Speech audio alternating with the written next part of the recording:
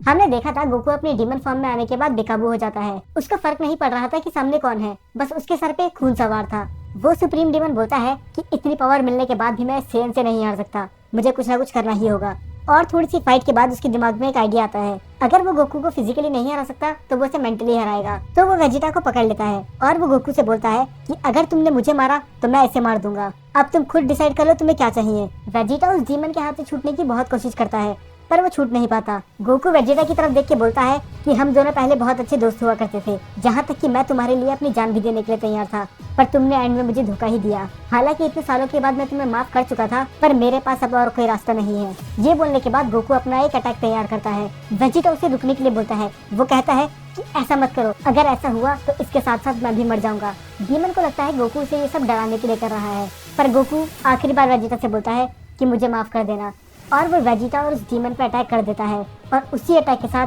दोनों ही मर जाते हैं। बाकी डीमन ये देखने के बाद बिल्कुल हैरान हो चुके थे कि आखिर ये हार कैसे सकता है। और तो वो गुस्से में बोलती है कि तुम्हारी हिम्मत कैसे हुई हमारे दोस्त को मारने की। वो उस पर अटैक करने जा ही रही होती है, पर तभी सभी डीमंस को एक आवाज सुनाई देती है। वो आवाज होती है डीमन किंग की। डीमन किंग बोलते हैं तुम जल्दी वापस आ जाओ, तुम उसको नहीं हरा सकते, और वैसे भी तुम्हारा वो दोस्त मरना ही डिजर्व करता था। अगर गोकू उसे नहीं मारता तो मैं उसे अपने हाथों से खुद ही मार देता, क्योंकि वो नेक्स्ट डीमन किंग बनने की सोच रहा था। तो वह गुस्से में बोलती है कि इस मॉर्टल ने हमारे दोस्त को मार दिया, क्या आप अभी भी चाहते हैं कि इसका बेटा डीमन किंग बने। डीमन किंग अपने मन में सोचते हैं कि नेक्स्ट डीमन किंग तो कोत्सुगो होना चाहिए था, पर अब गोकू उससे ज्यादा पावरफुल है, पर मुझे नहीं लगता कि वो मेरा ऑफर एक्सेप्ट करेगा। आखिर इतना सब होने के बाद बाकी सारे डीमन पुतले की तरह खड़े हो जाते हैं, क्योंकि वो जानते थे कि वो मिलकर भी गोकू को नहीं हरा सकते। पर टोवा का दिमाग खराब हो चुका था, वो ये मानने के लिए तैयार ही नहीं थी कि आखिर एक मॉर्टल ने एक सुप्रीम डीमन को कैसे हराया। और टोवा ही वही थी जिसने बाकी डीमंस को मना करा था कि गोकू को जान से न मारे। और वो बोलती है कि अगर मैंने उस दिन उन सबको नहीं रोका होता तो आज तुम यहाँ नहीं होते। पर गोकू से इग्नोर करके चले जाता है, और वो इतना पावरफुल था कि उसके चलते चलते ही आसपास की जगह डिस्ट्रॉय हो रही थी, और वो टोवा की सारी बातों को इग्नोर कर रहा था, जैसे उसे पता ही नहीं था कि वो उधर खड़ी भी है। अब वो इतना अपमान सहने के बाद गोकू पे अटैक करती है, पर एक भी अटैक गोकू को लग नहीं रहा था। उसे लग रहा था कि उसके निशाने चूक क्यों रहे हैं। गोकू वो सारे अटैक डॉज कर रहा था, और वो ये सब इतनी स्पीड से कर रहा था कि बाकी कोई देख भी नहीं पा रहे थे। अब टोवा अपने सबसे पावरफुल अटैक का यूज करती है। ये एक ऐसा अटैक था जिसे वो अपने से पावरफुल अपोनेंट को मारने के लिए यूज करती थी, और ये अटैक कभी भी फेल नहीं हुआ। और वो बोलती है कि मैं तुम्हारे साथ साथ तुम्हारे बेटे को भी मिट्टी में मिला दूंगी। अब गोकू बिल्कुल चुप नहीं रहता। वो बोलता है कि मैंने तुम्हें बहुत मौके दिए जिंदा रहने के, पर अब तुम अपनी सारी लिमिट्स क्रॉस कर चुकी हो। तो मन ही मन में ये टोवा भी जानती थी कि वो उसे नहीं हरा सकती। उसका शरीर पूरा डर के मारे कांपने लग जाता है, वो भी बस इसीलिए क्योंकि गोकू उसे देख रहा था। पर अभी अपनी दोस्त की मौत देख के उसे इन सब चीजों का फर्क नहीं पड़ता, और वो गोकू के ऊपर सबसे पावरफुल अटैक कर देती है, जिससे कि वो पूरी जगह ही डिस्ट्रॉय हो जाती है। तो वो हंसते हुए बोलती है कि मैंने कहा था कि तुम हमारा यूनिवर्स छोड़ के चले जाओ, पर तुम एक बेवकूफ फैन थे, इसीलिए तुम मारे गए। पर जैसे ही धुआं हटता है हमें दिखाया जाता है कि गोकू को एक खरोच तक नहीं आई। तो वह पूरी तरह से चौंक चुकी थी, क्योंकि आज तक इस हमले से कोई नहीं बच पाया, तो गोकू को खरोच तक कैसे नहीं आई। अब इसके पास और कोई रास्ता नहीं था सिवाय वो डील करने के, वही डील जिससे इसे सुप्रीम डीमन की पावर मिलेगी। तो वो वही रिचुअल करना स्टार्ट कर देती है, और बस गोकू से खड़ा होकर देख रहा था। कोत्सु उससे बोलता है कि आपको उसे रोकना ही होगा, अगर आपने ये नहीं करा तो ये काम मैं करूंगा। वो उसे रोकने जा ही रहा होता है, पर तभी गोकू उसे रुकने के लिए कह देता है। तभी एक बहुत ही बड़ा ब्लास्ट होता है, क्योंकि टोवा वो पावर हैंडल नहीं कर पाती, पर पता नहीं कि वो इस अटैक से मरी नहीं थी। कोत्सु हैरान होकर गोकू से पूछता है कि आपको कैसे पता चला कि वो सक्सेसफुल नहीं होगी। गोकू बोलता है कि मुझे नहीं पता था, अगर वो सक्सेसफुल हो भी जाती तो मैं उसे तब भी मार देता। बाकी डीमंस हैरान थे कि आखिर ये मरी कैसे नहीं। तभी हमें दिखाया जाता है डीमन किंग को। डीमन किंग बताते हैं कि उन्हें रिचुअल बीच में ही ब्रेक कर दिया था, जिससे उसकी जान बच गई। पर गोकू उसे फिर से जान से मारने ही वाला होता है, पर तभी बीच में कोत्सु आ जाता है, और कोत्सु बोलता है कि आप इसे नहीं मार सकते क्योंकि ये हम में से ही एक है। फिर कोत्सु बताता है कि ये उस डीमन की तरह नहीं जिसे आपने पहले मारा था, तो वह डीमन किंग की वफादार है, और ये हम में से ही एक है। फिर गोकू बोलता है कि अभी कुछ ही देर पहले ये तुम्हें और मुझे मारने आई थी। फिर कोत्सु बताता है कि ये इसने अपने दोस्त के लिए किया था, तो वह दिल की बुरी नहीं है, और ये बात आप भी जानते हैं, उसने एक बार आपकी जान भी बचाई थी। फिर गोकू कहता है कि अगर तुम कह रहे हो तो मैं इसे एक और बार मौका दे देता हूँ। ये देखने के बाद डीमन किंग बहुत ही ज्यादा इम्प्रेस हो जाते हैं कि कोत्सु का दिमाग एक किंग की तरह है। ये पता होने के बाद भी टोवा उसे जान से मारने आई थी, फिर भी उसने उसे एक मौका दिया, इसीलिए मैं चाहता हूँ कि यही बने नेक्स्ट डीमन किंग। पर अचानक से ही डीमन किंग को बहुत ही ज्यादा पावर लेवल महसूस होता है, और किसी दूसरे ही यूनिवर्स में हमें दिखाया जाता है एक अननोन गाय, जो बोलता है लॉर्ड जलामा, आपको सोए हुए पूरे 3 मिलियन ईयर्स हो चुके हैं, तो आपने अभी उठने का डिसाइड क्यों करा। फिर लॉर्ड जलामा बताते हैं कि एक ऐसा डीमन पैदा हो चुका है जिसने उसे उठने पर मजबूर कर दिया। और अब मैं उसी से मिलने जा रहा हूँ। उसका असिस्टेंट उससे बोलता है कि आप इस रूप में नहीं जा सकते, अगर आप इस रूप में गए तो यूनिवर्स की सारी एंटिटी आपके पीछे पड़ जाएगी। फिर लॉर्ड जलामा बोलते हैं कि मेरा भी यही मानना है, और वो एक ह्यूमन का रूप ले लेते हैं ताकि कोई उन्हें पहचान ना पाए। दूसरी तरफ कोत्सू और गोकू टोवा को निन के पास लेके जाते हैं इलाज के लिए, पर टोवा उसका इलाज करने के लिए साफ मना कर देती है क्योंकि उसे पता होता है कि उसने इनके साथ क्या करा, और वो टोवा को जान से मारने ही वाली होती है। पर तभी बीच में कोत्सू आ जाता है और वो उसे समझाता है कि ये बुरी नहीं है और नेक्स्ट डीमन किंग होने के नाते मेरा काम है इन्हें प्रोटेक्ट करना। पर निन फिर भी मना कर देती है। वो बोलती है कि मैं इसे जान से नहीं मारूंगी क्योंकि कुछ ही देर बाद ये खुद ही मर जाएगी और इसका इलाज अब पॉसिबल ही नहीं है। फिर कोत्सू उसे समझाता है कि वो नेक्स्ट डीमन किंग बनने वाला है और उसका काम है अपने लोगों को प्रोटेक्ट करना।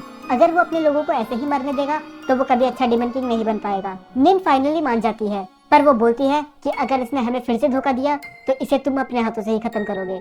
कुछ समय बाद टोवा उठ जाती है। उसके दिमाग में कई सवाल थे कि आखिर उस फाइट का क्या हुआ और वो बची कैसे और उसके बाकी दोस्त कहाँ हैं। पर निन को देखने के बाद वो उस पर अटैक कर देती है। उसका ये मानना था कि निन ने गोकू से शादी करके बहुत ही गलत करा और उसने उन सभी डीमन स्प्राइट को नीचे गिरा दिया। वो उसे मारने ही वाली होती है, पर तभी अचानक से बीच में गोकू आ जाता है और वो उसके अटैक को रोक लेता है। निन बोलती है कि मुझे पता था कि इस पे भरोसा नहीं करा जा सकता, ये अभी भी एक धोखेबाज है।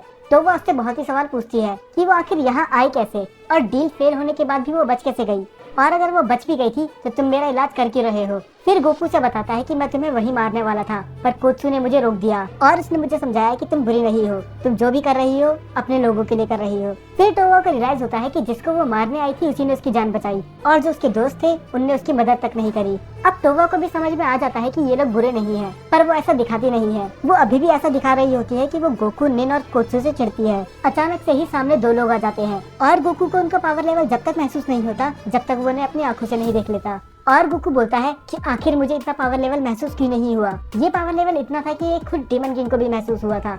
डीमन किंग चौंक के बोलते हैं, क्या फादर अपनी नींद से जाग चुके हैं? नहीं, अभी उन्हें जागने में बहुत टाइम है। गोकू उन दोनों से पूछता है कि तुम कौन हो और यहाँ क्या करने आए हो।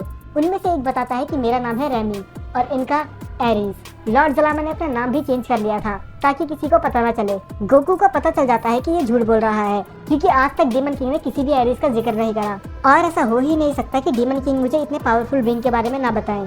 और एरिस बोलता है, क्या तुम ही वो नए डीमन हो जिसकी चर्चा पूरे यूनिवर्स में चल रही है? और वो आगे बोलते हैं, गोकू तुम बहुत बदल चुके हो, तुम यहाँ आए थे डीमन किंग को मारने के लिए, पर अब तुम उनके वफादार नौकर बन के रह गए। सभी लोग ये सुनने के बाद हैरान थे कि आखिर ये बोल क्या रहा है और गोकू मन में सोचता है कि मैं डीमन किंग को मारने आया हूँ, ये बात बस मुझे ही पता थी। तो आखिर ये बात इसे पता कैसे चली, यहाँ तक कि इसके बारे में मैंने आज तक निन को भी नहीं बताया। गोकू बोलता है कि तुम सच सच बताओ कि तुम कौन हो, वरना तुम मेरे हाथों से मारे जाओगे। ये बहुत ही मिस्टीरियस है, मुझे इसके अंदर कुछ अलग ही पावर लेवल महसूस हो रहा है। निन को भी ये पावर लेवल कुछ ज्यादा ही जाना पहचाना लग रहा था, पर वो कभी इससे मिली नहीं थी। वो एक अनजान होने के बाद भी बहुत ही जाना पहचाना था। अब गोकू उस पे अटैक करने जाता है। एरिस बस पिट ही रहा था। टोवा बोलती है कि ये जितना पावरफुल दिख रहा है उतना है नहीं। तभी रानी उसे बीच में टोक के बोलता है कि वो बस खेल रहे हैं और तभी एरिस बस अपने एक फ्लिक से ही गोकू को बहुत दूर जाके गिरा देता है। वो फॉर्म जिसने डीमन किंग को सरपास कर दिया था वो एरिस के सामने नहीं टिक पाई। ये देखने के बाद निन भी डर चुकी थी। वो बोलती है कि अगर ये डीमन किंग से ज्यादा पावरफुल है तो कहीं ये। इतने में ही गोकू खड़ा हो जाता है। निन उसे रोकती है और बोलती है कि अगर ये वही है तो तुम इसे कभी नहीं हरा सकते। और गोकू बोलता है कि मैं इसे जान से मार के ही रहूंगा। कोत्सू, टोवा और निन तीनों ही इसे रोकते हैं क्योंकि वो सभी जानते थे कि गोकू उन्हें नहीं हरा सकता, पर फिर भी गोकू उस पर अटैक करने जाता है। पर इसी बीच में डीमन किंग आ जाते हैं। डीमन किंग बोलते हैं कि बहुत ही समय बाद मुलाकात हुई भाई। ये सुनने के बाद निन का डर यकीन में बदल जाता है कि यही है लॉर्ड जलामा। और तभी लॉर्ड जलामा अपने असली रूप में आ जाते हैं। टोवा भी बोलती है कि मैंने पहली बार दो गॉड्स को एक साथ देखा है, मैंने इनके बारे में बस सुना ही था। और डीमन किंग बोलते हैं कि तुम इन सबको छोड़ दो, तुमसे मैं लड़ूंगा। डीमन किंग जानते थे कि गोकू पावरफुल है, पर उन्हें ये भी पता था कि अभी वो इतना पावरफुल नहीं हुआ है कि वो जलामा को रोक सके। डीमन किंग अपनी पावर इंक्रीज करने लग जाते हैं और ये पावर लेवल पूरे मल्टीवर्स में महसूस हो रहा था। पर इतनी पावर इंक्रीज करने के बाद भी वो जलामा के एक पंच से ही गिर जाते हैं। और जलामा बोलते हैं कि तुम अभी भी पहले की तरह लूजर ही हो, तुम कभी भी एक अच्छे गॉड नहीं बन सकते। और जलामा बोलते हैं कि अगर तुम्हारा डीमन किंग ही इतना वीक है तो अब तुमसे लड़ने का कोई मतलब बनता ही नहीं है। और लॉर्ड जलामा वहाँ से चले जाते हैं। रैमी उनसे पूछता है कि आप सच में डीमन किंग से ही लड़ने आए थे? फिर बाद में जलामा बताते हैं कि वो गोकू से ही मिलने आए थे, पर अभी वो उतना तैयार नहीं है और देख लेना वो एक दिन तुम्हें भी सरपास कर देगा। कोत्सू बोलता है कि हम मिलके भी उन्हें नहीं रोक सकते। फिर टोवा बताती है कि पूरे मल्टीवर्स में बस एक ही ऐसा है जो उसे रोक सकता है, गॉड का तीसरा बेटा और इन दोनों का बड़ा भाई। गोकू पूछता है कि फिर डीमन किंग ने इसके बारे में कभी बताया क्यों नहीं। फिर निन बताती है कि वो इन दोनों से भी पावरफुल है और उनका इन सबसे कुछ लेना देना नहीं है, तभी डीमन किंग उनकी कभी बात करते नहीं है। फिर गोकू पूछता है कि वो मिलेंगे कहाँ। फिर निन बताती है कि इसका जवाब बस डीमन किंग जानते हैं। आखिर लॉर्ड ज़लामा यहाँ आए किस लिए थे और उनने बाकी सबको जिंदा क्यों छोड़ दिया, और इनका तीसरा भाई कौन है जो इनसे भी ज्यादा स्ट्रॉन्ग है, ये सब आपको देखने के लिए मिलेगा अगले एपिसोड में।